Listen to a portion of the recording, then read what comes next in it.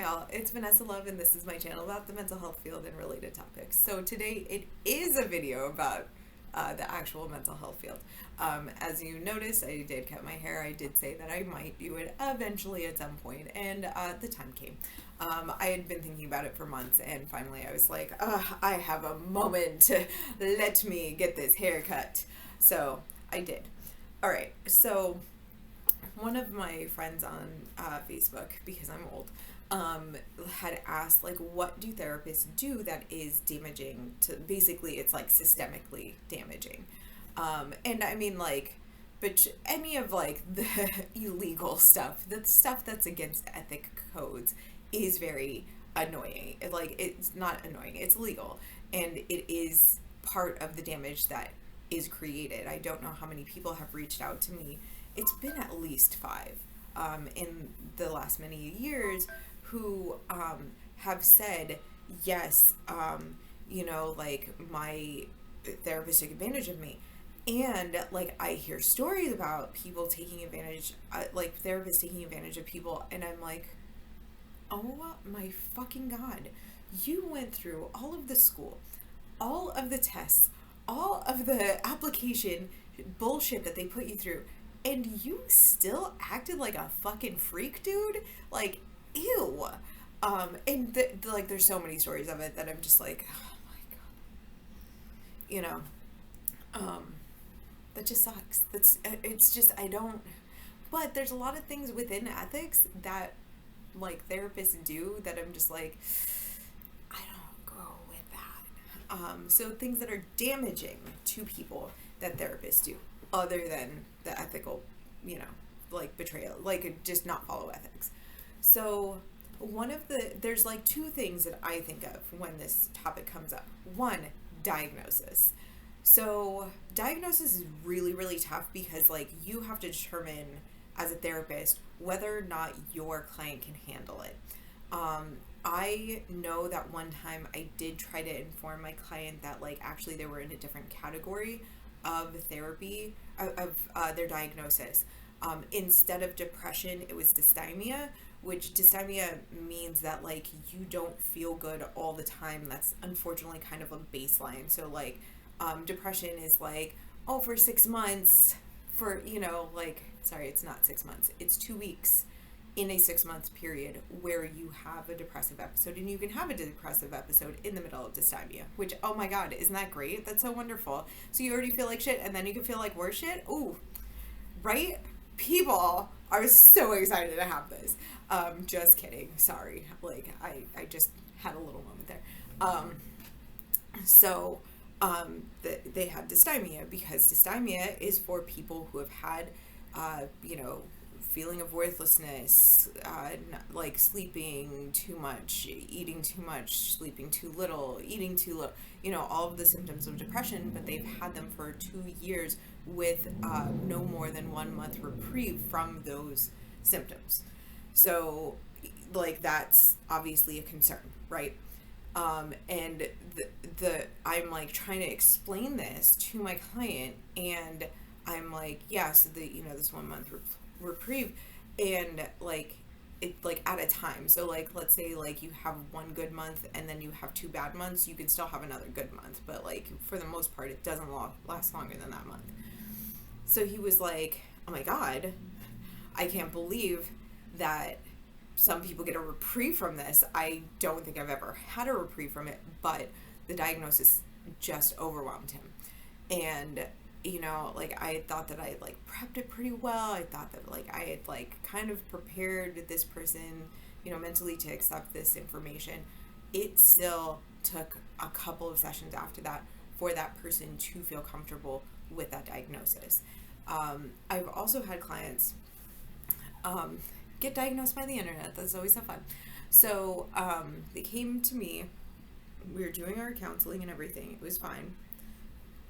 There was a lot going on, and it's like, oh my God, it's like I occasionally have very clear cases, and occasionally I do not have a lot more times I do not have clear cases. So it's like, well, yeah, it was depression, but it was also social stuff, it was also family stuff, it was also trauma, it was also this other, it was a lot. A whole lot. Like, it was not as straightforward, like, oh, you just have depression. It's like, and you have a lot of other stuff going on too, unfortunately. So this person had heard on the internet, like, oh, sometimes when you're like, when you can't get up and do the dishes, it's because you're a perfectionist and you know that you're going to fail at it, so you just don't do it. That became that client's fucking motto. I hated it, just wanted to be like, well, if you want to give into that, then we can't do therapy because, like, fuck this shit. Like, you have given up. You have made sure that you do not do this. And, like, there is a difference between, like, oh my God, I feel so seen and heard, and, like, I'm going to take this as my motto and as my escape to never do anything because I'm a perfectionist who can't get it perfect. Like, you can definitely work on that in therapy. The perfectionist who can't be perfect, like, you can work on that in therapy. This person was not interested in working on that in therapy. That's why it became more and more frustrating. And they had just kind of picked it up, because it was somewhere on the internet, and they just ran with it. And that's the type of stuff where it's like, and I think that person also, it either was that person or another person who was like, I can't do that, I'm depressed. And every fucking thing was, I can't do that, I'm depressed, I don't know. And this was stuff that they could usually have done without the diagnosis. So, like, this wasn't like, I am seriously thinking you cannot get up out of your bed, and, like, wash a dish. Like, this was, they used to be able to do that. They use this as an excuse.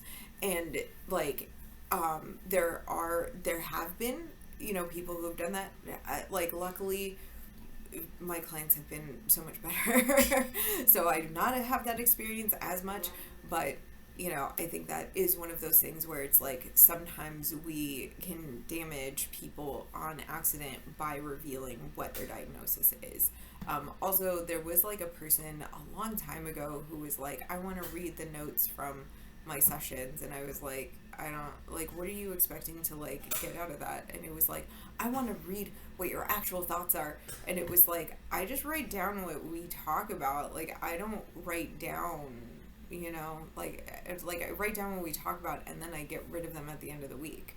Like, this is just for me. This is not a part of your actual medical record. Like, your medical record is like, we talked about, your depression, like, no change, but, like, we talked about your depression. So, like, no, like, those notes are for me, like, they're just kind of to keep track of, like, things that we talked about, and then, like, you get rid of them because, like, they're not part of the medical record, they're not necessary. So what are those things? So, like, they don't even exist. You can ask me what my impression of you is. So yeah, it was very insightful to just have the actual conversation of what they were trying to get to with the medical records instead of, like, actually just handing them over.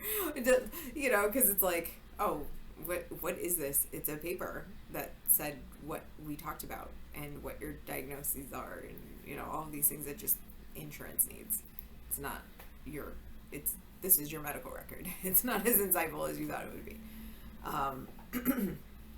So, and lots of people overestimate what's in the medical record, but too many people have been sued, so that's why medical records are not, they're just very basic.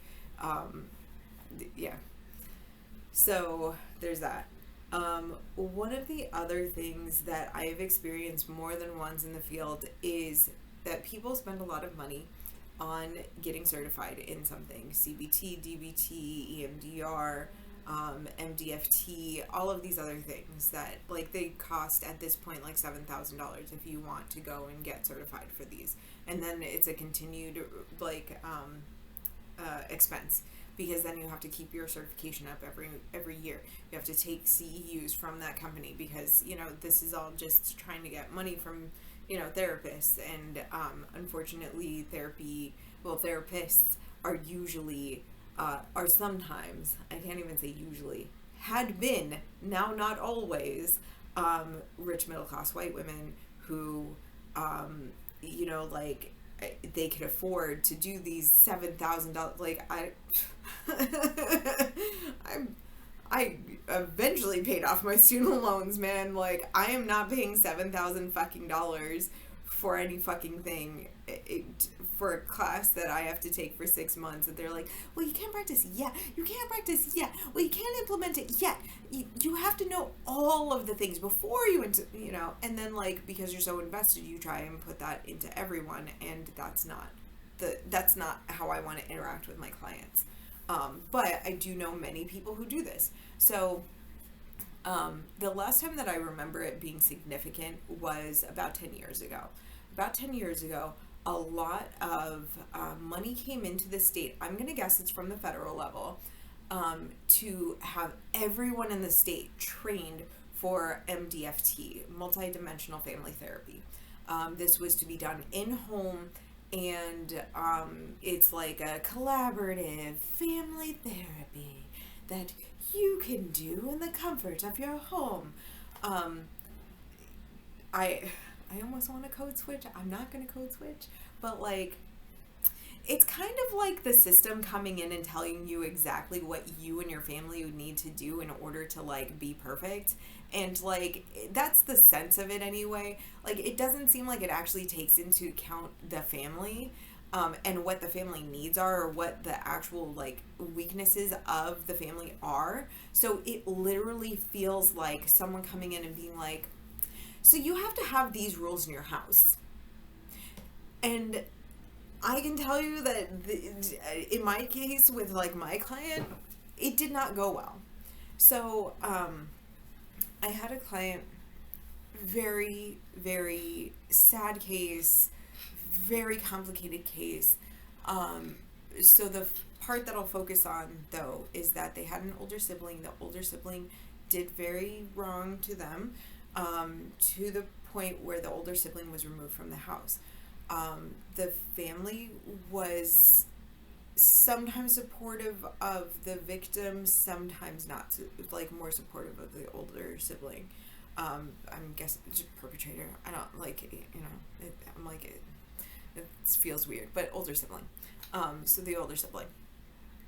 I think that they had talked about the older sibling in such a way that was kind of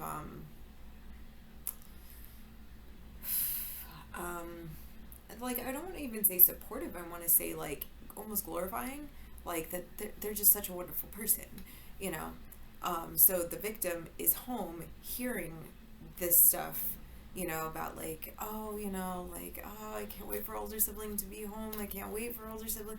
Oh, they're just such a wonderful person. Oh, they're just such a wonderful kid. Reiterating this over and over and over again, right, to someone who has been the victim of like their shit behavior, right? So and again, this was not the only thing that had happened to them at that point, which again, very sad.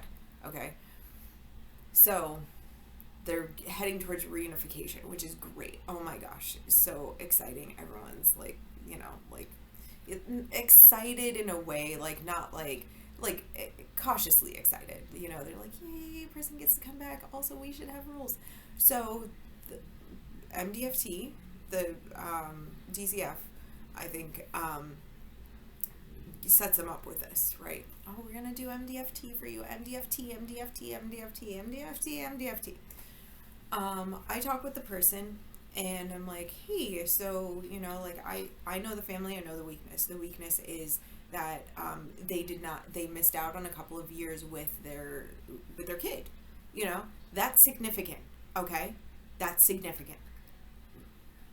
Like, we're all okay here, right? Like, we're all on the same page that this is significant. You're losing out on years with your kid. Okay, I know that whatever rules are going to be imposed on this family, they're not going to follow because they are in this like glorify, oh my god, our kid is home, so MDFT comes in, they're trying to get everyone on the same page, do the things, and I'm like, hey, so what if this doesn't work? Which is always my question. What if this doesn't work? I worked in the psych hospital, and there were plenty of times where it was like I had a whole group planned out, and my supervisor would be like, and what if this doesn't work out? What are you doing? So I always had to like go to like group with a backup plan, even though like if you go to group with like a bunch of like ideas, none of it gets done correctly. So like you do one, you tell them what they're doing, and usually they are fine with that. Like, it does not need to be this other fucking shit. But I was asked this all the time. What happens if this doesn't work out? What are you gonna do? What's your second plan? What are you gonna do? So I don't know how many times DCF in all of my interactions with them has been like, I don't know. But we're just waiting on this one to work. But we just need this one to work. But we know that this one's going to work. It's evidence based. We know that this one's going to work. This one's going to work. This one's going to work. They spent so much time training everyone in MDFT. They don't even do it anymore, I don't believe. This is not something that's like, I don't think it's offered anymore. Like, I think that they were like, oh, failed, you know, because situations like this would occur where, like, you know, I had this conversation with the person who was doing the in-home therapy, and she's like, oh, no, like, everything's gonna be good, everything's gonna be good. And I'm like, I get a call maybe a week or two later. We came up with a plan. That, you know, there wouldn't be as much interaction at night between the two kids, and we just wanted that. And the family just does not want to follow that. And I'm like, yeah, of course the family doesn't want to fucking follow that. They've spent the last couple of years saying that they miss this other kid. Okay? They miss their kid. They don't want to impose anything on this kid because this kid hasn't been in the house. They're like overcompensating. Like, do you not know basic fucking psychology? You know? And I was like, oh yeah, I know. And then I think it was another week, and that clinician called me again. I'm pulling out. They're not following the rules. So I was like, They had no backup plan. This was it. So, like, you know, what's the backup plan here? And when you push EMDR and all of these other things onto clients, what's your backup plan? Because, like, I work with complex trauma. Like, significantly traumatized people are the ones who, and mostly people who were not raised in the United States are who I see. This is who I see. And, like, they don't, like, some of that stuff just does not work for them. It doesn't admit that it's very Americanized. It doesn't admit that, like, you're pushing this on them because, like, you paid $7,000 for this, you know, like, you are going to use this. And it's really funny because, like, there was a time that I wanted to learn hypnotherapy because I just find it fascinating. And I had met someone and we were talking, and I was like, oh yeah, I have this, like, certification in this thing. It was not $7,000, but, like, I have this certification in this thing and I rarely use it. I don't even have the materials in the office anymore. I just don't care for it. Like, I think I did as much as I could to get the actual, like, acknowledgement, and then I just fucked off. And so, she had gotten her, like, special certification in hypnotherapy, and she's like, I don't use it either. Like, I don't care for it. And I'm like, this is the type of stuff that ends up happening to some of us, where it's like, yeah, that just doesn't work. I found a really good post by someone who was talking about how EMDR does not work for people who are severely traumatized, which I think is such a great acknowledgement of how certain theories just don't work, you know? So he was talking about how, like, EMDR has been done on people who have been mostly healthy. When you are traumatized, you're not entirely healthy. This is asking a lot of someone who is not, has a lot of symptoms, is very symptomatic, right? So, like, if they fail at EMDR, they will feel like they are a failure in general. because this theory that's supposed to be the theory, right, didn't work for them. And like that could be true for DBT, CBT, MDFT, all of these things that, you know, are supposed to be, this is the therapy, this is the therapeutic way, this is the therapeutic thing, this is the therapeutic, you know. And like with CBT, because it is so evidence-based, you can get a workbook about it and work on it yourself. You just have to be motivated to work on it. That's it. That's the whole thing. You know, do you feel motivated to do this? If you are going to be motivated for the next month, absolutely get yourself the workbook. If you fear that you might not complete it, get yourself a therapist, like a good one, not a BetterHelp one, and get, you know, like make sure that you get on, you know, like being held to a responsibility that you can't do for yourself, you know. But yes, there are plenty of CBT therapists that will definitely hands down help you. There's plenty of therapists who will, you know, want to work with you on the what is that called, on the workbooks and that type of stuff. So you will not have to worry, but you will have to, you know, like do it.